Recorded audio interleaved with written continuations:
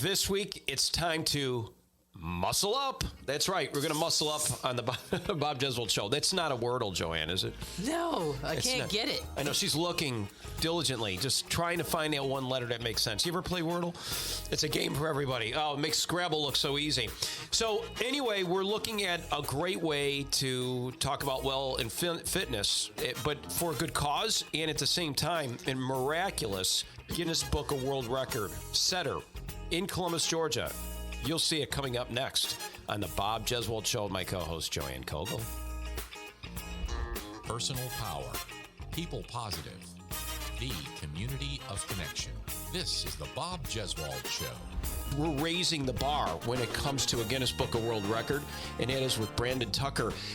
It's surpassing what he has done before, which I thought would be impossible. How do you do 1,300 muscle-ups, Joanne?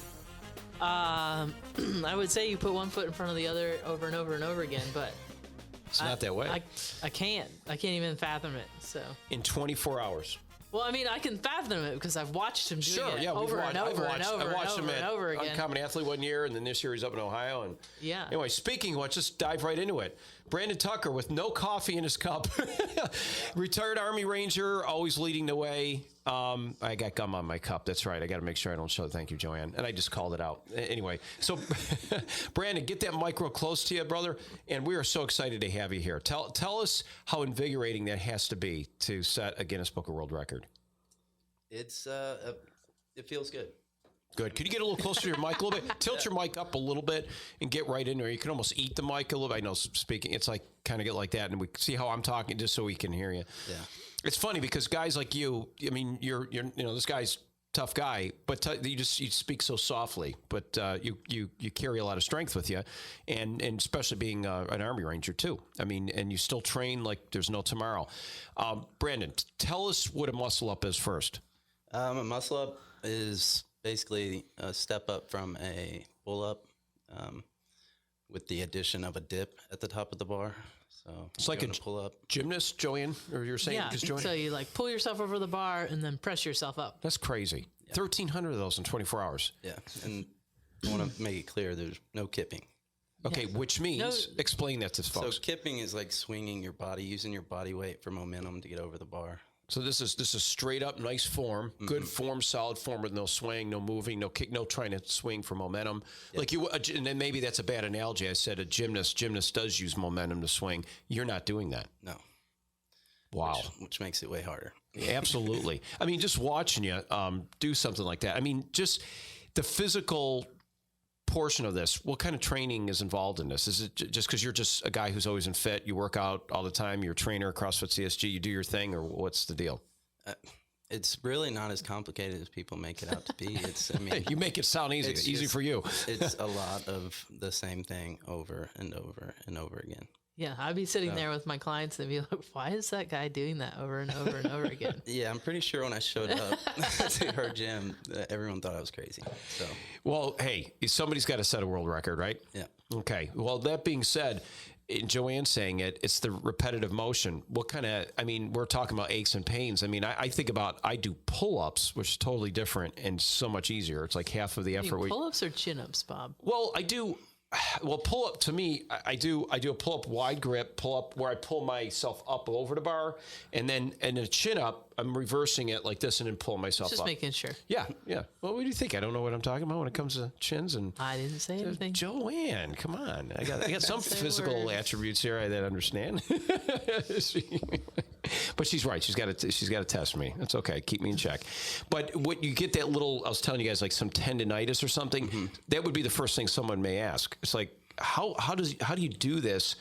And you go through all this aches and pains. And then we're going to talk about, you're working with Gallant Fuel a little bit too in the same space of what Corey Smith did. I mean, if Corey Smith ran 565 miles to the point where he's got stress fractures in his feet, and then he had to ride a bike the rest of the way. I mean, is it sort of like that? I mean, you're putting your body through a lot. Yeah, I mean, I anticipated injuries to happen. I mean, I throughout the training, I tried to prevent them as much as I could by doing a lot of accessory work and really building up the shoulders and the joints and things like that. But I mean, I knew that somewhere along the line, I'd have to take a step back and address some issues as they came up. Are you? I mean, Joanne, I look at you. You just seem. Do you think he was going to do this? Be honest. Did you think? He was Oh, gonna, absolutely, 100%. There's no doubt in my mind. Is it the mental acuity of a ranger that? Because I know I come from ranger family. Got nephews, father-in-law, everybody.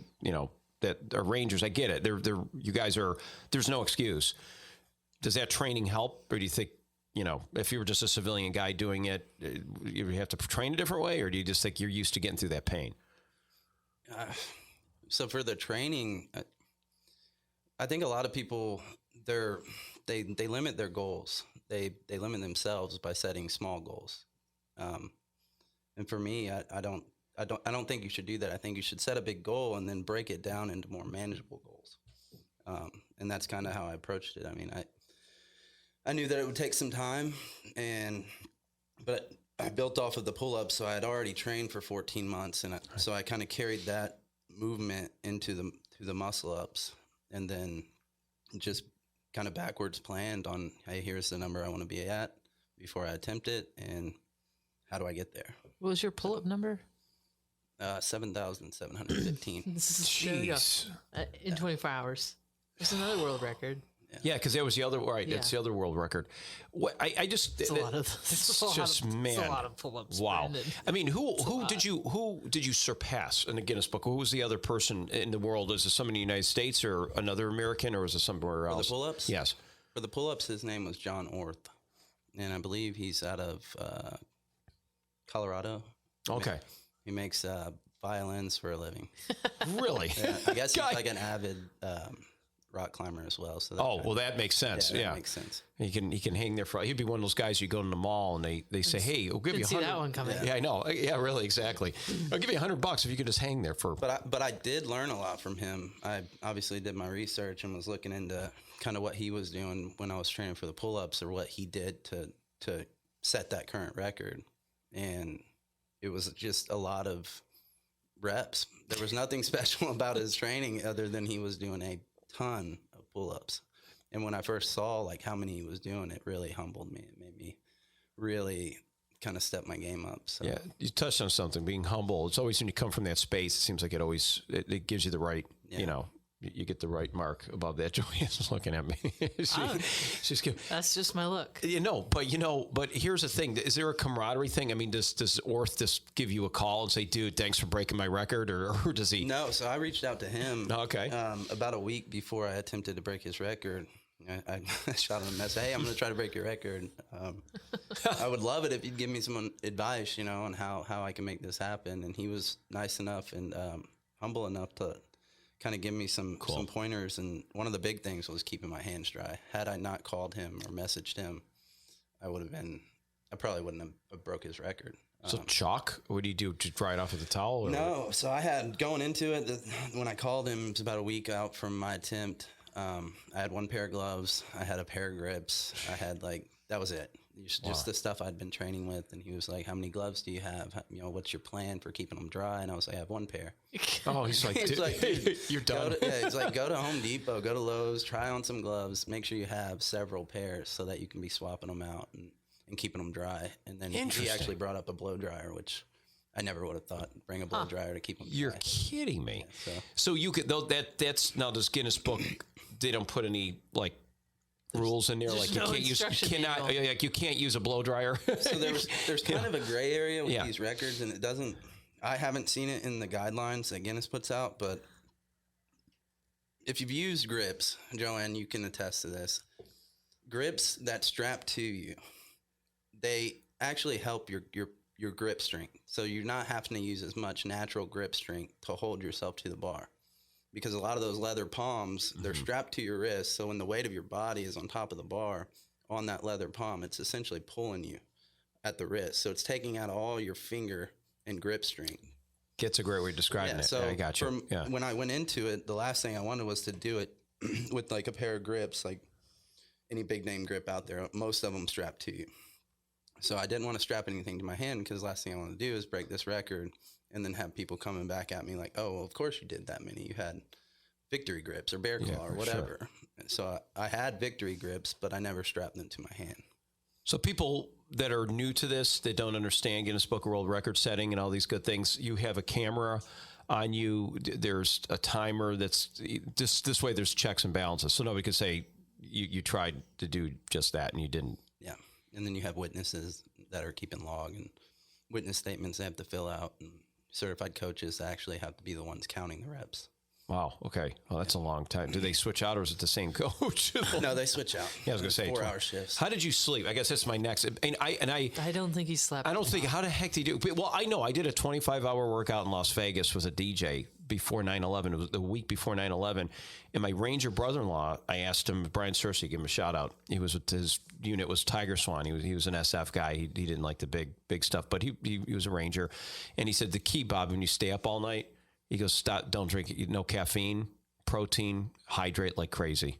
Hydrate, but no. Yeah, and I don't know if there's any other tricks to that. Disagree with the caffeine thing. Okay, yeah. See, you're like, heck with that. I'm doing the caffeine. Yeah, I drink coffee for 24 hours. I'll tell you, at 18 hours, I thought I was going to face plant. But you got to remember, back then, I was, how old was I? I was 30 years old. Like 12? No, I was 12. Yeah, I wish I was. I was like 30. No, wait a minute. No, I was 9/11. No. I was 35 years old. I was like 35 years old. I couldn't do it now. There's no way. Yeah. But I mean, and you don't mind You me stay up asking. for 24 hours all the time. What are you But I kind of do anyway. But I get like 4 hours. It's bad sleep, 2 weather, hours. you- But that's different. Yeah, you know what? And you're for right. 24 Severe weather, I've been up 36 hours. That's very true. And I do caffeine. But I'm not trying to set up. I'm not like working out. You know, I'm working my brain and working on a computer. That's probably. But about to it. answer your question about sleep, no, I didn't sleep. I took, so at midnight, this is talking about the muscle ups, I took a break. I was at like 930 something at like 10 o'clock at night. Jeez. Wow. I started at 10 a.m. So 12 hours in, I'd already hit 930 something. I don't know. I don't remember. But my hands were starting to hurt pretty bad at that point. So I was like, I need to take a break. I'm going to try to take a nap, and we're going to start back up at midnight. Jeez. But I just laid there. My mind was racing. So and that's the same thing that happened with the pull-ups. I tried to take a nap, and I think the adrenaline. It's right. I was just going to say it's got to be something like that. It's just because it does. I know that feeling you get. There's a there's a dopamine effect at certain points, but then there's a point too. If you do sit or stop doing something, oh my gosh, your body just says, okay, sure, I'll crash. Yeah, and that's the danger of it too. So Wouldn't you have to like warm back up again? yeah, so yeah, that's a good point, Joanne. I didn't want to stop, but I had already reached 3/4 of the goal, and I wanted. It was just different than the pull-ups. The pull-ups, I didn't have the time. The pull-ups, I was chasing the clock. It was more of a race, head to head with John Orth. But the muscle-ups, I feel like I had a really good head start. So I felt like I had earned that rest. But I also knew in the back of my mind, rest is kind of your enemy when you're doing something like that, because your body starts to tighten, you start to get stiff, and then it takes you longer to warm up, then you're risking more injuries. And so I knew that was kind of a gamble, but I knew that as long as when I got back on, I got on the rower and kind of, took 5-10 minutes to just loosen back up. Yeah. We know people say don't look at the clock but in your case, you have to look at the clock to know where you're at to meet those benchmarks. Mm-hmm. So how many are you meeting? So per hour, I don't, Joanne, did you tell me this, that per hour you have to hit so many per hour? I mean, I think Brandon had a great strategy. I mean, it was really boring to watch. No offense. Yeah. Oh, I can't. No, it's like watching paint dry. We put it you up watch on the TV at the gym. a few and we were minutes. like, Okay, I got it. Yeah, exactly. It's yeah. like Like, watching. this is really boring, everyone. It's like watching golf on TV. No, I'm not. No, I'm not golf was more exciting. Well, golf is more exciting than it says. There goes two. Sorry, golfers. I don't want to offend anybody. And Unless we'll you're wait playing for golf. another 50 seconds. Yeah, I felt so bad. I feel so bad for everyone that has to be that volunteer. The people who volunteer that did you take them out to a big steak dinner afterwards? I haven't, but I am going there. Yeah, I was Mary gonna say. Cubic. Mary was there. Good old Mary. She helped me with this one. We as love well. Mary. So I am going to her house right after this. And Oh, really good. Tell her we said hello. helping her hang some stuff on her wall. She just moved into a new apartment. So Good for her. Yeah, and but no, I do need to take her out on a steak dinner or something, because if anybody, she's just an awesome wingman or wingwoman, and Yeah. she's just been such a support. Mary was on one of her episodes. You can check it out on the Bob Jeswald show. You hit the thumb back a little bit. I can't remember which one, but she was on, and she's dynamic. She works with Joanne too at her gym. And so, speaking of which, you are a trainer at the gym. when did you just decide? About a year? You said it was like something like a year ago. It just popped in your head. Okay, I got to do this. I mean, I knew I was going to go for it when I did the pull-ups. So even back then when you did, now, and tell everybody about that. That was a few years ago. That was like that was 2019. 19, yeah. Yeah, October. I saw you when you got that last one you made it. That room was packed. People were just screaming. Yeah. And, man, what a feeling. That was good. Mm-hmm. That was a good Saturday. It was a Saturday afternoon, I remember. I think it was Saturday. It was Saturday or Sunday. It was Saturday. It was a Saturday. Yep. It was on a Saturday. Wow. Joanne, you're looking at this. You got to be excited. I mean, one of your trainers at your gym does this stuff. This is a nice thing to hang your hat on. So how does this make you feel? Yeah. I Besides, didn't do it. It was branded. No, It's all branded. But how do you? I mean, it was exciting to watch. I mean, it was much more exciting to watch the training than the actual event. Again, no offense. No, you're not a fan. I'm totally aware. But there was a lot of muscle ups that would go on. Yeah. A lot. And a lot of questions like, why is he hanging that 70-pound kettlebell between his legs? Like, why would you do that? Yeah, exactly. Are you ever going to make me do that? No, I'm not. Yeah, exactly. Not at all. Exactly. I love it. I love it. Yeah. So the kettlebell was hanging between your legs? Let's be careful how I say that, too. Yeah. This is a way of... Doing some weighted. Lewis's head just went down. He's our producer here today. He's like, oh, boy. No, I was doing some weighted sets, yeah. Yeah, gotcha. Man, jeez. Yeah, and Brandon's pretty quiet, so he doesn't really ever say anything except for that he's just constantly doing muscle ups in the back of the gym. And I mean, he kind of joined us in the middle of the year, and then there's just all of a sudden there's this random guy that's like always doing pull-ups and always doing muscle-ups, and people are like, "Who is that guy?" And I was like, "That's Brandon." Yeah, that's Brandon, the muscle-upper. And he's gonna set the world record for muscle-ups. So I mean, it's brought a lot. It's like from a community standpoint. I mean, it's brought community together at the gym. We were all cheering for him, and now I think you walk in and it's like people want to talk to you about pull-ups. I'm really not like a... And now Brandon's very, very quiet, and he would rather just like come in and not be noticed. do his thing. How did we get you on this podcast? Leave. This is great. Yeah. This is a score for me. And I think like even this morning, Tanya was like, I saw Tanya and I was like, oh, Brandon's gonna have to talk. Here comes Tanya. I'm getting better at it. Yeah. So what's next? I mean, come on, you just did this. I know the way your mind's thinking. You got to be already focused on something else. There's guys out there that are doing muscle-ups way better than me. Seriously? Yeah. So somebody's going to break your record, you think? I don't know about 24. Maybe the guy that holds it now. I can break my record. I feel like now that I've done it, I know where I went wrong, and I can make some adjustments. That's crazy because you don't think it's not something. You would want to do it again? No. No. Okay, you don't. Yeah. Okay. Yeah. I want someone else to do it. Yeah. Well, you inspire somebody else to do it. Yeah. Who would be the oldest person? How old is Orth and your age? What would you think? I'd say he's around the same age. Really? That's totally guess. Yeah. I mean, I don't know. Yeah. Don't know. Yeah. Just to see if that has anything in it. Aren't you going to do the... Yeah. So I 1 do hour? have some. Yeah, that's what I'm saying. So there's people out there that are better at me than muscle ups, and I want to be the best at muscle ups. I feel like I've showed I can run a marathon, but I haven't showed that I can run a sprint. And so I brought it up to Joanne the other day. I was like, hey, would you be willing to support me in another attempt? And she kind of laughed. I think she was thinking another 24-hour, but I want to keep it simple, 1 hour. How many you can do in an hour? Yeah, and the record's 402, which is a pretty large amount in an hour. That's a lot. I think the average is like 7 a minute to break it.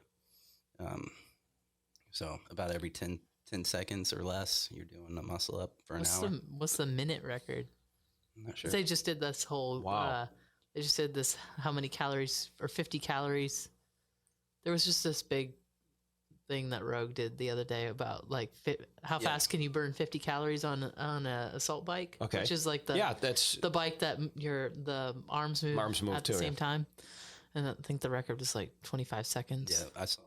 Looks like a big fan. People are wondering. The wheel's not really what, but it looks like a big fan. I thought to myself, man, I wonder what the muscle up record is for now that I'm so invested in this. So this is pretty exciting. So anybody out there that would like to also try this, it would be pretty good. You got to have a number in mind, right? Or you don't even care about the number. You're just going to go all out. So people understand the vernacular of athleticism and stuff, when we say sprint versus marathon, it's like a triathlon. The sprints are the shorter routes for swimming, biking, and running, and then a marathon is 26, and sprint is much lower than that. So the sprint is the tighter one, shorter, and Like you're the going 100-meter dash versus Yeah. the mile. That would be a good one, like in track. Use track and field vernacular. That's better. Yeah, exactly. So you're going as fast as you can for a short amount of time.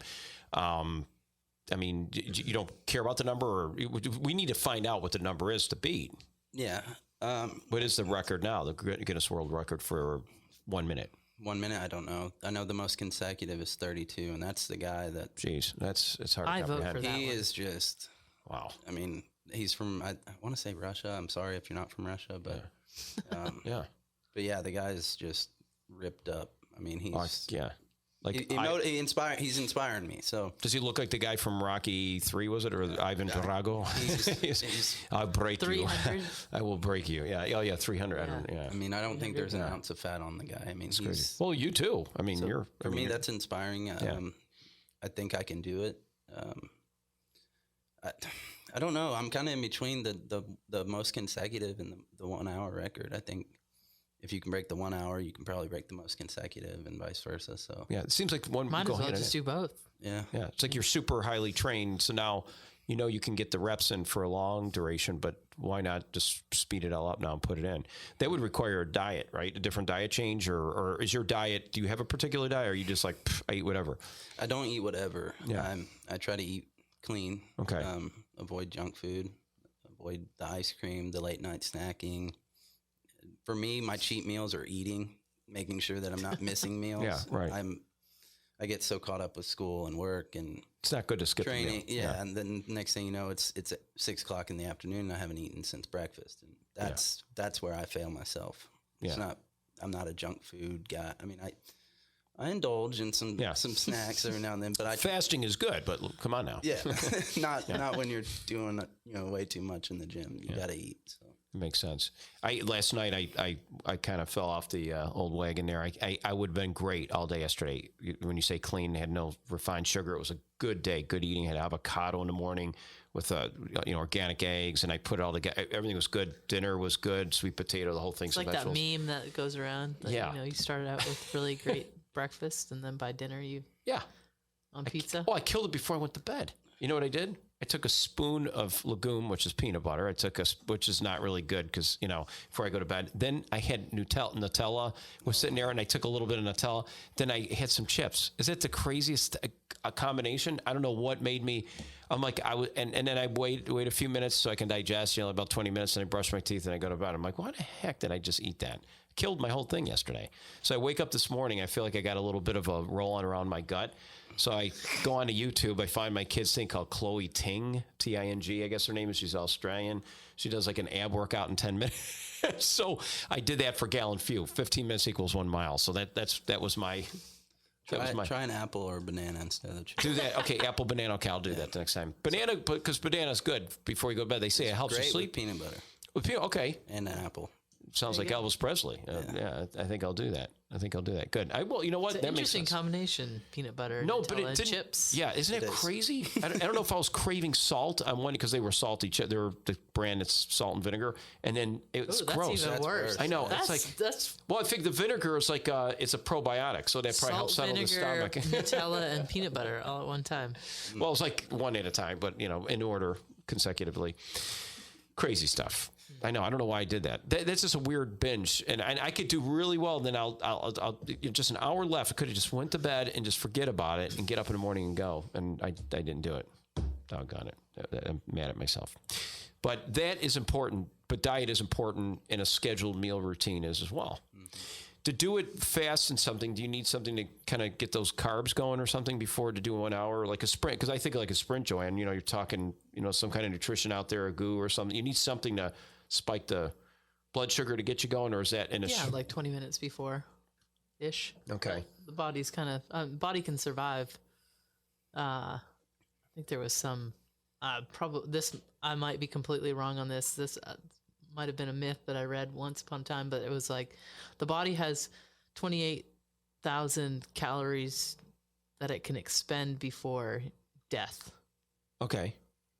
Wow. How many? Wow, 28,000? 28,000 calories before death. I could be completely wrong on that. But, like, I mean, you would die. Like, no more. You would expire. So if you if you were doing an Ironman and you didn't put those calories in, I think like my highest burn on an Ironman was like 15,000 calories or something.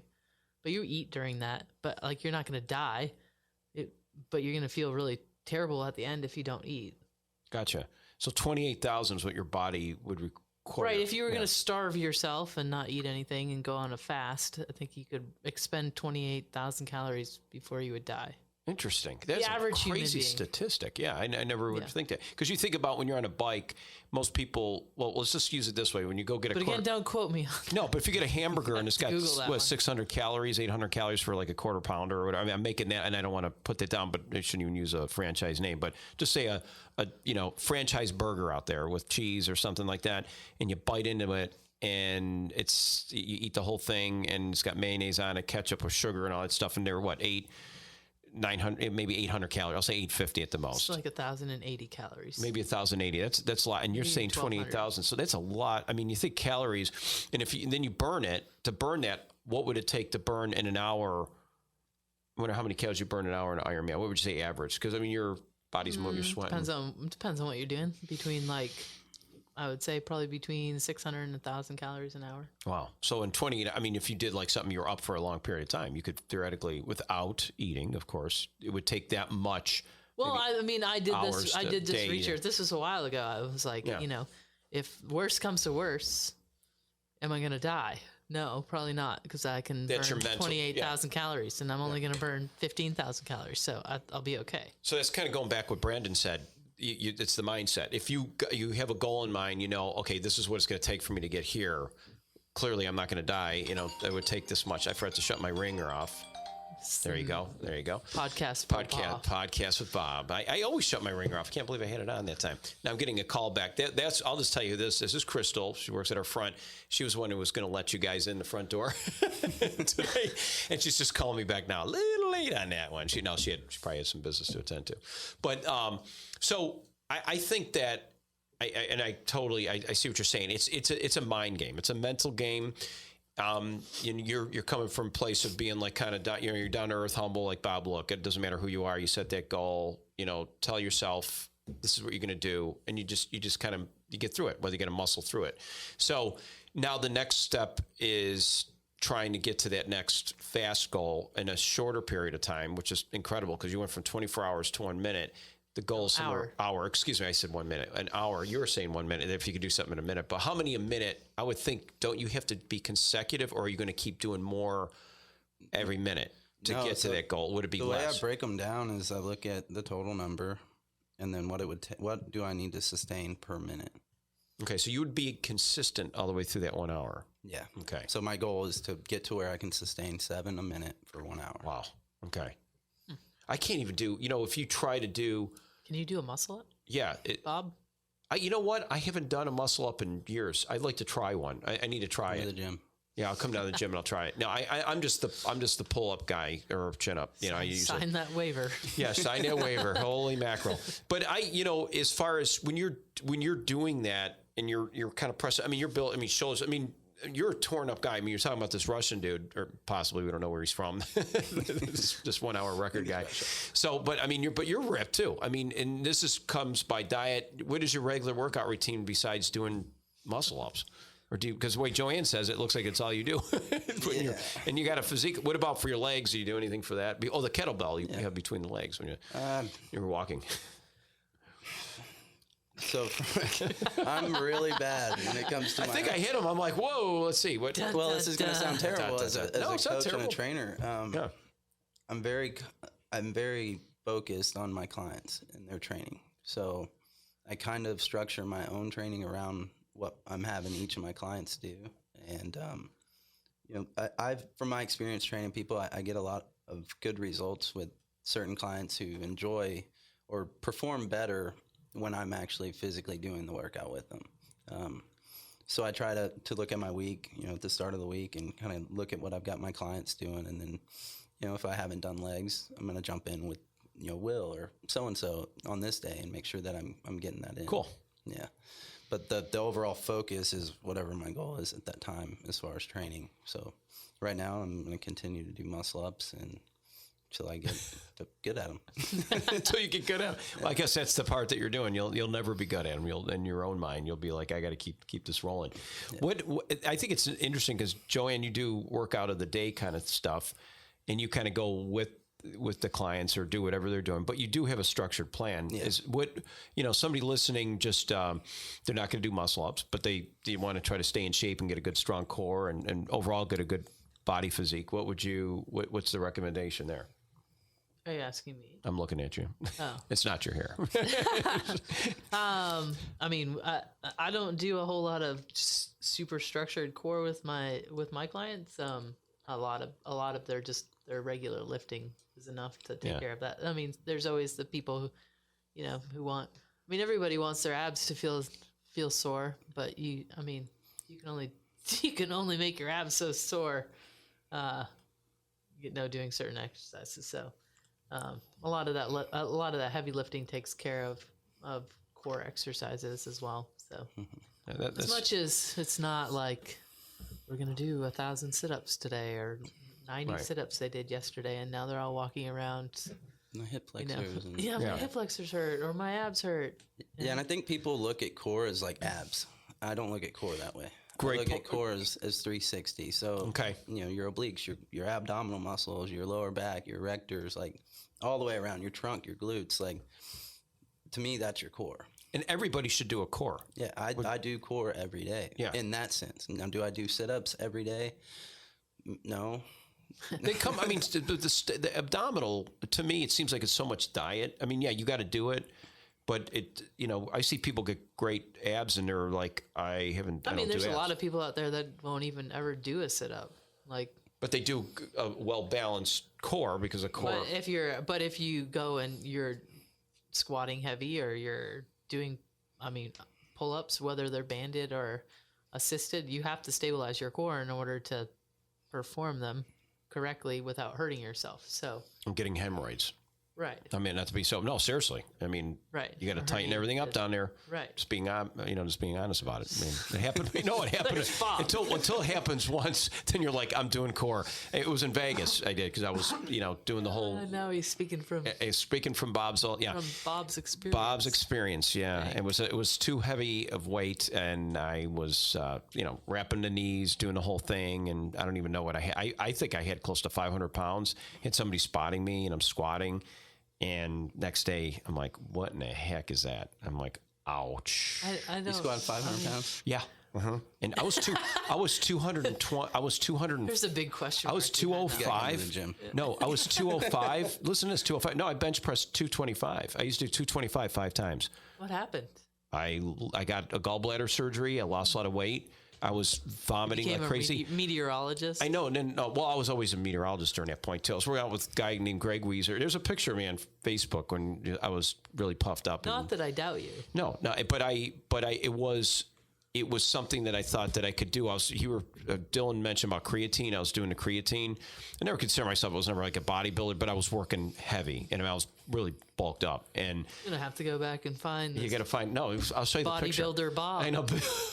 Joanne always comes up with the great lines. The gray cat man, bodybuilder Bob. The gray cat man. That was my daughter. Yeah, the youngest daughter calls me the gray cat man. Did you know that? When I wear a gray shirt, my gray beard, and she throws it out at me and she gets mad at me. You look like a gray cat man. I'm like, okay, whatever. But when I was doing that, I was doing a lot of damage to my joints. I realized I ended up getting, shoulder surgery came from injuries and flipping off bikes and all that kind of stuff. But I started throwing up a lot, and I thought I was eating bad food at buffets. No, seriously, I kept saying, I got bad food. I was blaming it on it. I'm like, wait a minute, I'm throwing up every month, and it was different foods. Found out, long and short, that I had a chronic biliary dyskinesia diagnosis, which is your gallbladder is not functioning right. The refraction of releasing it sometimes would hold on to your bile so much that it would give you that nausea feeling and then you puke. And then sometimes it wouldn't, which would give you bad indigestion or just get complete diarrhea out of nowhere. You eat something, it goes right through you. And I'm like, and then I had one doctor thought it was a pancreas issue. And I'm like, gosh, don't tell me that, because Patrick Swayze was just diagnosed recently. I'm like, gosh, I hope I'm not going to have something like that, like pancreatic cancer. Pancreatic cancer is a death sentence, And then found out went to a good gastroenterologist, and you got a bad gallbladder, bub. I went for a HIDA scan, and it revealed it. And I got it out, and I decided I had to start watching when I ate. And then all of a sudden, I'm losing weight. People, dude, are you all right? I was getting like skinny. I mean, I went from 205 to about 180. That's a noticeable change. To like right now, as you guys are looking at me now, I probably this morning on a scale would have been 165 to 170. I kind of vary like that, but I'm usually about good weight. And I go to the doctor's 166, just under 170. And when I started seeing myself cut up, I started feeling, you know what? I kind of like seeing muscle definition, if that makes sense. And plus my bone structure, I never was a big bone guy. I can tell your shoulders are broad. I don't have broad shoulders. I was never like that. I was like pushing myself to be that way. And it's, it puts a lot of strain on your joints. Oh yeah. The Bob Jeswald story. Yeah, we know all about your bodily functions. Yeah, no, and then but I just can't picture you at 205. No man wants to be I know. Yeah, ask my wife. That's what she'll tell you. She says, I look in pictures. Let me find that picture. I looked on air. Even consultants said I had it's good. You don't look good on air. It makes you look, because we're analog TV. Then you look overweight. You look puffy, and they're not going to put you on. They'd rather see you. TV puts pounds on you too. Yeah, it's true. Because people see me and they'll go, God, man, you look smaller than I thought you were, or whatever. So you don't want to hear that. Yeah, you don't want to hear it. Now, guys don't want to hear that exactly, because it makes you feel puny, and I don't want that. Yeah, that happened to me when I got sick. I lost a ton of weight, and I didn't realize that I was losing so much weight until someone had said something. And this was when I was still in Ranger Battalion. But yeah, that's something that what did you guy get? wants You got to sick. hear. How'd you get? Was it sick through training, or was it just you could talk about? So that's the reason that I went through the medical evaluation board shortly after. For those of people that don't know, my mom and my stepdad died in a car accident in 2015, and at the time I was still in the 75th Ranger Regiment, and shortly after, probably 3, 4, or 5 months after the death of my mom and stepdad, I started getting sick. Started seeing symptoms of blood and things like that in my this kind of a gross. No, it's all right. I talked about hemorrhoids, so you can just go for it. Yeah, I opened the door there. So I started noticing some things when I would use the restroom, and went to the medics, and I was always working out. So their response was, it's probably a hemorrhoid or a tear, and you just lay off the weights and it should go away. And if it doesn't, come back and see us. So I went back a couple of weeks later, still happening. A month later, still happening. Finally went and had a colonoscopy done, and they did a biopsy and found ulcerative colitis and diagnosed me with that. Struggled for like the last 2 years of my career in the Army trying to get that under control. Tried every medication that I think they make for my disease, and eventually it got to where I'm on infusions now. So every 8 weeks I go to John B. Amos Cancer Center. It's a chemo. When you have colitis, it's not a pretty thing. It's not. No, yeah. So I do infusions now. I go in every 8 weeks and get infused with Remicade is the medication that I'm on. But once I started taking that, I swear the first time like I got pumped with that stuff, I knew that it was gonna be the medicine that helped me, which was a blessing, but also I knew that was the end of my career in the military. I knew that there's no way they were gonna let me deploy with that disease. So. And they didn't. I assume that was it. Yeah. How many years did you have in the regiment at that point? It was coming up on 8, so a little like 7 and some change. Oh wow! Yeah. But again, you said you're not going to let that define you. You went ahead and you moved forward from that. But getting that diagnosis now, is that like a chemo type infusion, or is this something else? Is this like a vitamin booster / like a? It's an inflammatory or anti-inflammatory, like a vitamin C infusion or something like that. Something real high. I'm no potency. doctor, but I think that's what it's something like that. Yeah, it's working. Yeah, man, you just set a Guinness Book of World Record. I mean, really, when you look at see, that's what's so amazing. People, you don't realize what's going on in everybody's lives. Do you think the accident hit something that probably exacerbated it a bit, probably with nerves and stuff? I'm sure. That's what the doctors were saying. Triggered they it think more. that it could have been dormant in my system, and then all the stress of, what was going on with work and life and everything just kind of brought it out. Yeah. Hello. Yeah. Yeah. Jeez.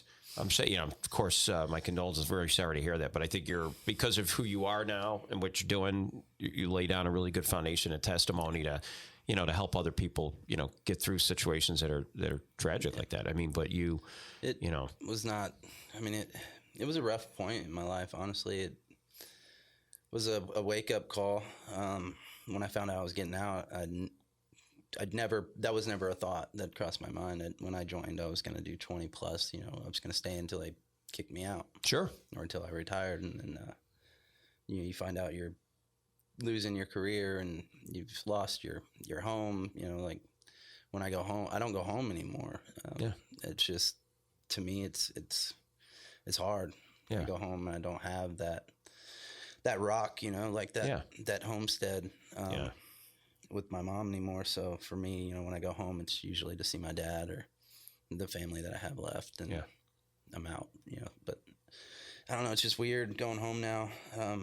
So I guess I'm not running from it. I do need to see my family, but it's just, I feel like I'm trying to figure me out right now. Yeah, that's cool. And that's a good parlay now to go into Gallant Few.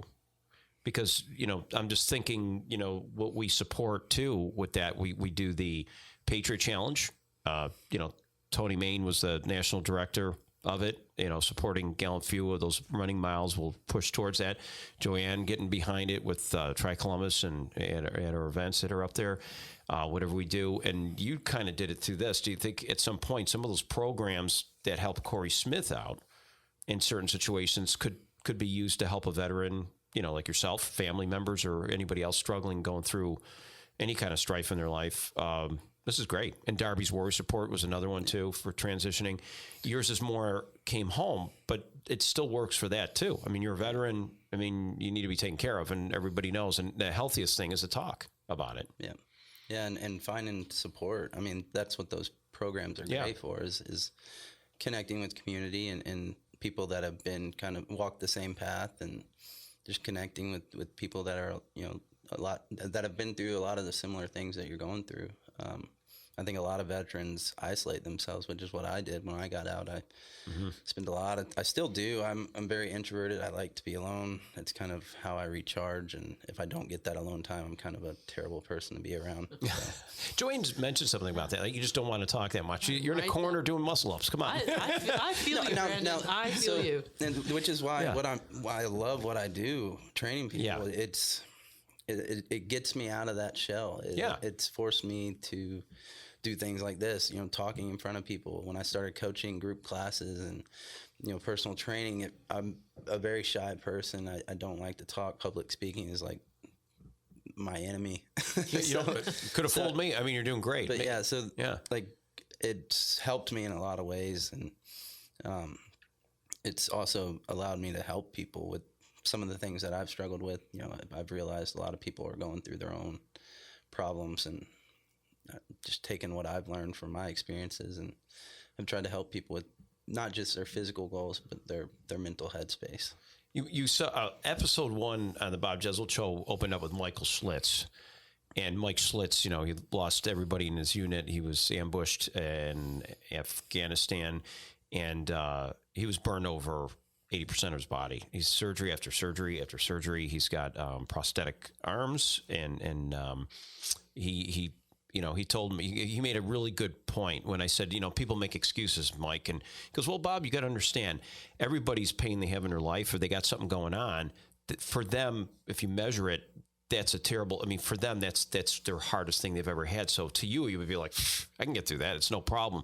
But we all have something, and we all have to kind of get through it, And I hate that old age. People say, well, you think you got it bad? Somebody's got it 10 times worse than you, that kind of saying.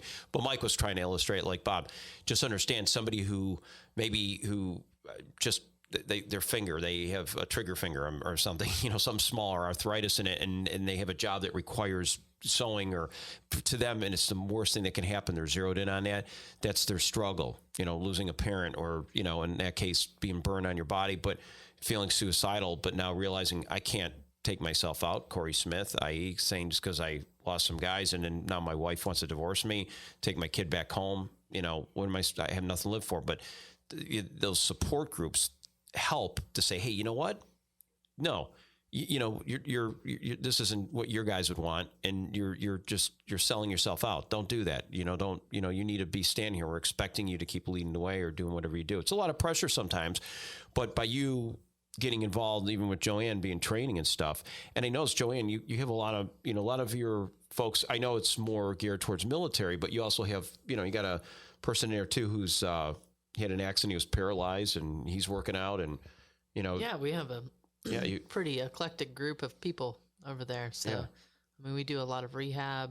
We do a lot of, I mean, it's not just military. It's, people from all walks of life. So, like spinal bifida, car accidents, TBIs, shoulder replacements, hip replacements. I mean, it's like rehab central. Yeah, it's amazing because So- when you think physical and mental rehab, Yeah. because mental for sure. it goes both hand in hand, right? Yeah, and I think it's really interesting. You end up finding a lot of people who played sports in high school and in college, or they're just getting out of the military, and they were so involved in sports, and then all of a sudden they vault into adulthood or adulting, and now they find that they're 40 years old or 45 years old, and they're not what they were.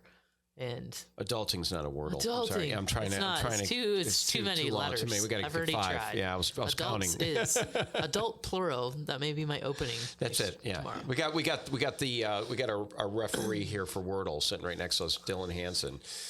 Adults is not Wordle today. Yeah, it's not Wordle today. It's But not. you do. I mean, Yeah. you do get a lot of people who want to, for lack of a better word, be better, and kind of turn back the clock of time, Yeah.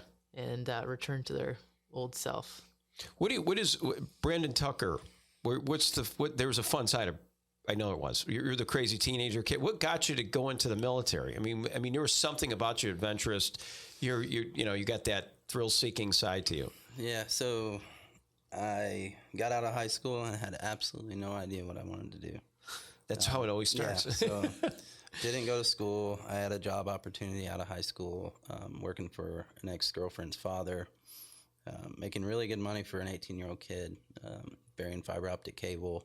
Yeah. And was running heavy machinery and thought that would be a cool thing to do, and did that for a couple of years, and just I wasn't happy. I was making good money, but money I learned, which was a valuable life lesson. I learned that money is not going to be what's going to make me happy. I didn't have any pride. I felt like I had a lot of potential that I wasn't using. And around that time, I think it was 2010, I graduated in 2008. So after burning up 2 years after high school, my brother, Dustin, I'm going to do a shout out to my brother too. Yeah, way to go, Dustin. Dustin in the house. That's right. He, I would say that he was probably my biggest motivator. He got deployed to Afghanistan in 2010. And for me, it was hard. Yeah. You don't want to see your brother going off to war, and the thought of never seeing him again, or, not knowing, is he going to come home? And, that inspired me. I didn't want to be on the sidelines. Growing up, we were very competitive. I got 4 brothers. I grew up, was raised with 2 of them. And so growing up for me was very competitive and hostile, and just wrestling, punching. But in high school, me and my brother, we played, and we were on the starting 5 on our high school basketball team together. He was a senior, I was a sophomore, and we played 2 years of basketball together. So when I got out, it was, I don't know, it was almost like a team bond between my brother, and I didn't want him serving if I wasn't serving. And That's a great story. Yes. I don't see you as a basketball player. Were you like a point guard or something? I was a guard. We Guard, even yeah. have a basketball hoop at the gym. Yeah, that's I a new don't think thing, I've Joanne. ever seen you shoot the basketball. Let's Well, we found should something play. new. I'm not bad. Okay, well, that's new. We got a new Guinness Book of World Record. We're going to start here with Brandon Tucker. The next one's going to be how many hoops could we shoot, and maybe do muscle ups on the like do a layup, Rim or and then just Yeah. slam it. Yeah, how many slams can you do? That's great. But I mean, so you're doing this. You just go in and did you enlist? Just go in and enlist at that Yeah, point? so my brother came home for 2 weeks, and I was kind of going through some trouble that I'd gotten myself into at the time, and he was just a totally different person when he came back. Not in a bad way. I mean, there were some things that I could tell that, combat and war had kind of affected him in certain ways, but he was just the demeanor and the discipline and like all that, just who he was and how he carried himself was really inspiring. And Good. That's what motivated me to join. But I remember him coming home on his 2-week leave and took us on vacation. I think we went down to Florida or something. He wanted to get out of town, so we went down there. But he was talking to me about it, and I'd ask him. He's like, "Man, you need to join the military.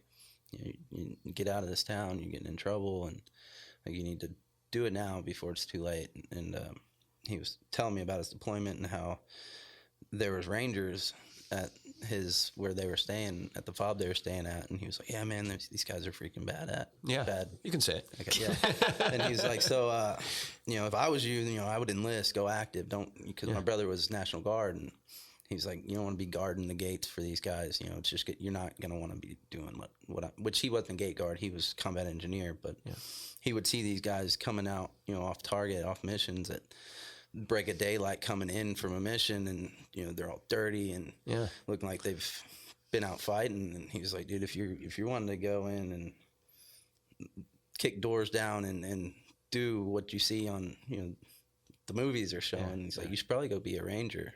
And I had no idea what a Ranger was. I had no idea. Isn't that great? That's a great story. Yeah, so I joined, and I didn't get a contract. The option 40, which is a Ranger contract, which basically takes you straight through basic AIT, through airborne school, and then right into Ranger assessment selection program. But I didn't get that contract. I wasn't the smartest, so my GT score, or my ASVAB score, was a little low. So I didn't qualify for the option 40 contract, and decided that the best option for me would be just to go infantry. And my brother was just like, "Tell your drill sergeant you want to be a Ranger and just bust your butt and try to crush the PT test, and maybe it'll work out, maybe it won't." And I just kind of took a risk and did everything that my brother told me to do, and I maxed every PT test I ever taken in the Army. Wow. And after basic training, the drill sergeant came up to me and was asking if I wanted to, or actually told me I had a option 40 contract. He's like, "I was able to get you an option 40 contract. You're going to go to airborne school, then go to Ranger school, or not Ranger school, but Ranger assessment selection program." And the next day, so it was like the day before we graduated, the next day he comes up to me. He's like, "Actually, your orders are to Germany." And I was like, "Well, ouch."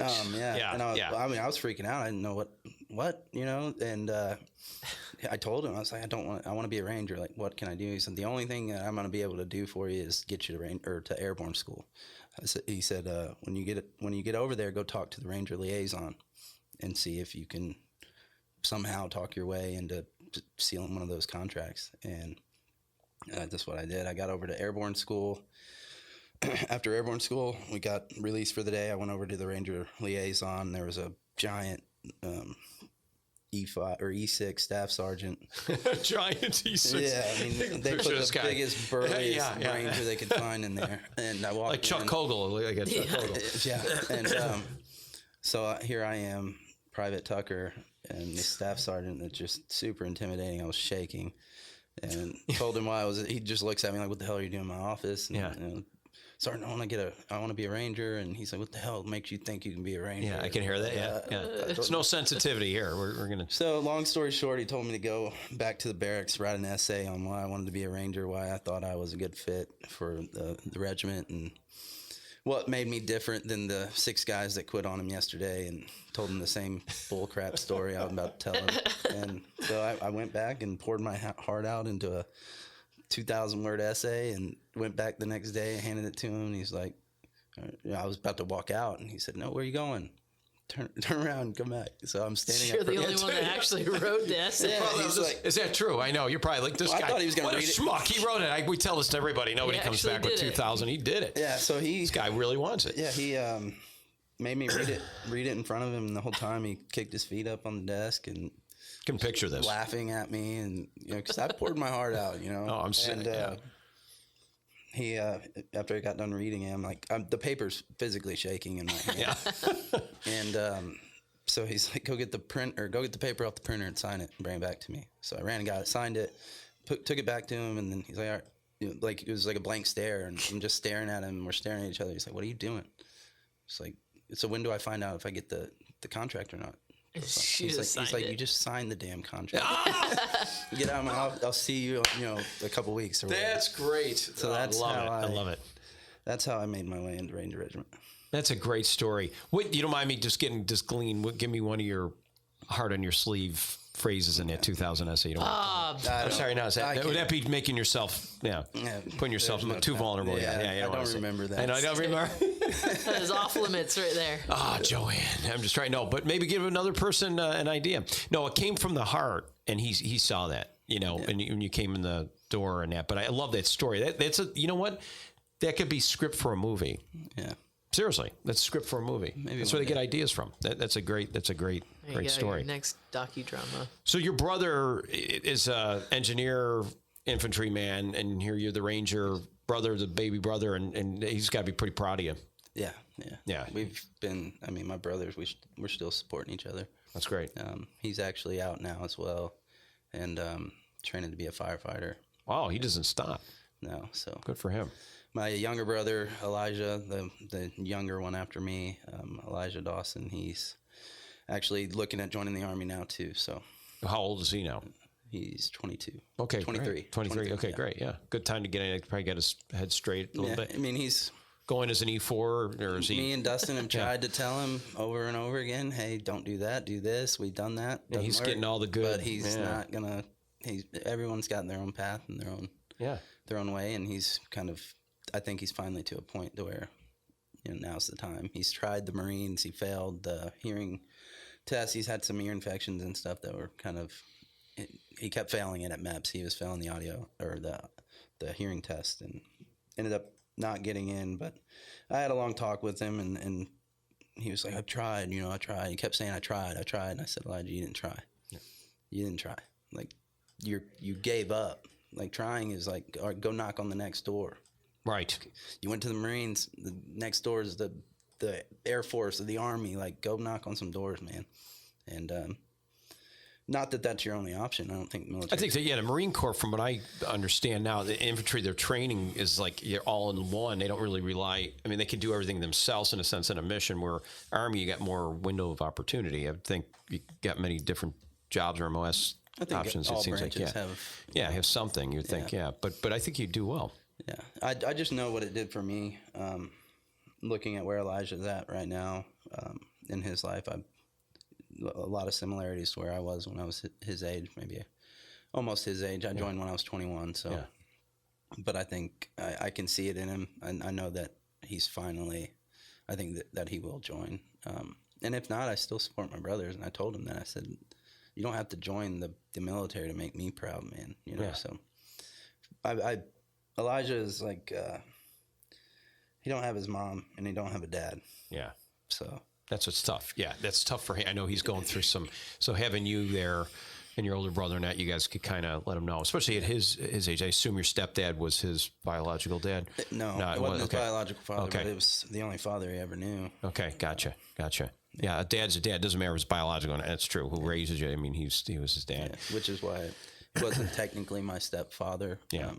But in my eyes, it was your dad. Closest thing I'd ever had to a stepfather. Yeah. I mean, I got a very loving and my dad. There's nothing bad I could say about my dad. Yeah. My dad and my mom just didn't work it out, and they went their separate ways. But my dad was always a loving and supportive father, and taught me, a lot about manhood and just being he's a very godly man. So taught me a lot about God. Tell by the names and name brother Elijah. I mean, that sounds like somebody who's has got a good foundation, if you will, which is really good. Yeah, I feel me and Dustin kind of feel like a lot of responsibility for him.